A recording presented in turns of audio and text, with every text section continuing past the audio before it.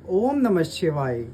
जैसा कि मैंने आपको पहले बताया था कि मैं आपके लिए एक वीडियो निकालने वाला हूं, जिसमें मैं आपको बताऊंगा कि आप अपने प्रेम संबंधों को टूटने से कैसे बचाएं।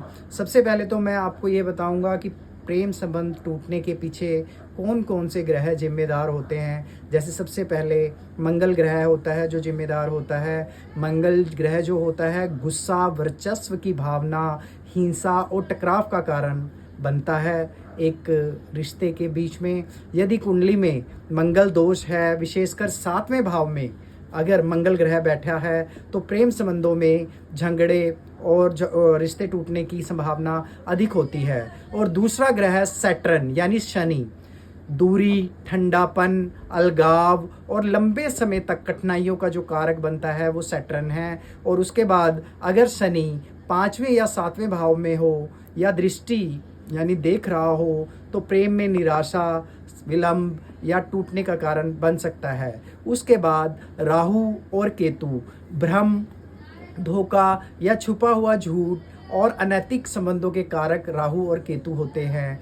राहु और केतु प्रेम में अस्थिरता और अचानक टूटने के कारण बनते हैं। चंद्रमा, चौथा चंद्रमा ग्रह होता है। चंद्रमा हमारी मानसिक अस्थिरता और भावनात्मक असंतुलन यदि हो तो प्रेम संबंध जल्दी बिगड़ते हैं। यदि चंद्रमा कमजोर हो और राहु केतु ग्रसित हो तो रिश्ते में मूड स्विंग्स आ जाते हैं और धोखा आ जाता है। बुध और मरकरी यानी कि अत्यधिक तर्क और वितर्क और व्यवहारिकता में भावना का अभाव आ जाता है, जो कि बुध ग्रह के कारण होता है। अगर बुध 5वें या 7वें भाव में हो यानी शत्रु भाव में हो, तो आपसी स्वभाव में जो संवाद होता है उसमें कटुता आ जाती है। और रिश्ते टूटने के कौन कौन से भाव जिम्मेदार होते हैं, यानी कि हमारे कौन कौन से घर रिश्ते टूटने के कारक बनते हैं, उसमें सबसे पहला है 5वां भाव। प्रेम, रोमांस, आकर्षण और प्रेम संबंध का जो मुख्य घर है वो 5वां ही घर है।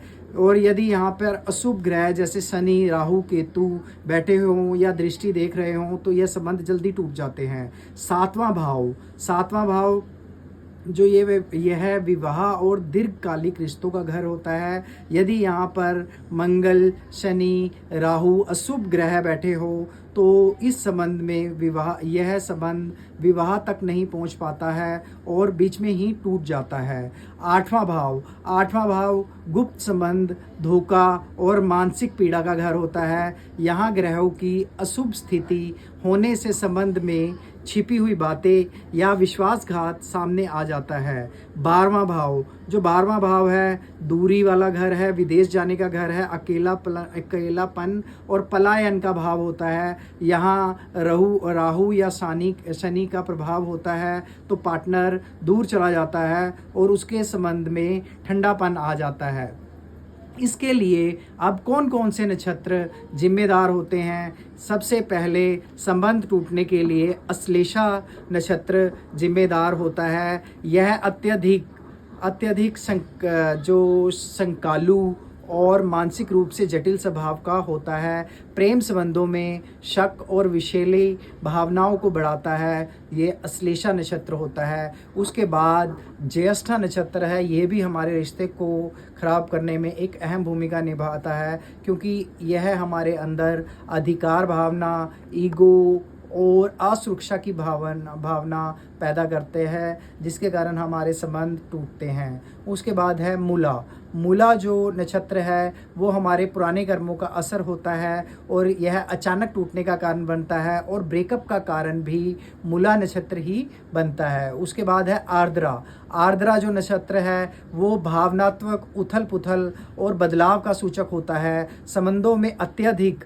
उतार चढ़ाव जो है वह आर्द्रा नक्षत्र लेकर आ सकता है।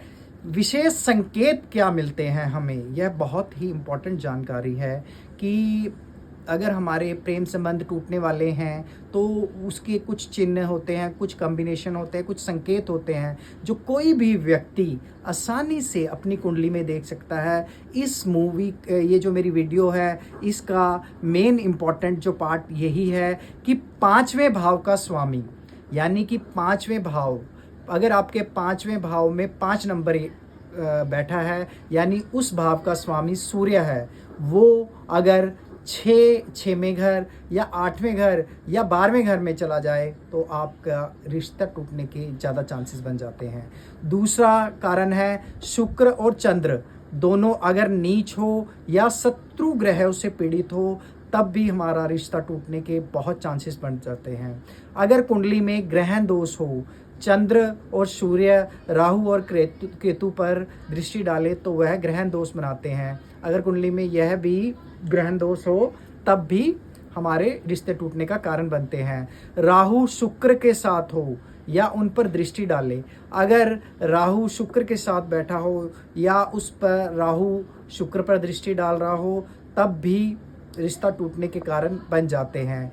मंगल शनि की युति या दृष्टि 5वें या 7वें भाव पर हो, मंगल या शनि की युति हो या मंगल या शनि की जो दृष्टि है वो 5वें या 7वें भाव पे हो, तो इसका निवारण कैसे करें? निवारण मतलब उसका उपाय के लिए हम क्या करें? इसके लिए अपने रिश्ते को बचाने के लिए आप मेन उपाय कर सकते हैं। एक तो आप नवग्रह शांति का पाठ करवा सकते हैं, दूसरा आप राधा कृष्ण और शिव पार्वती जी की पूजा बड़े दिल से सच्चे मन से करें, और या फिर मंत्र का जाप करें, जो मंत्र है ओम शुम शुक्राय नमः। इस मंत्र का जाप करें तो आपका रिश्ता टूटने से बच सकता है। या फिर आप ओम नमः शिवाय मंत्र का नियमित रूप से जाप करते रहिए।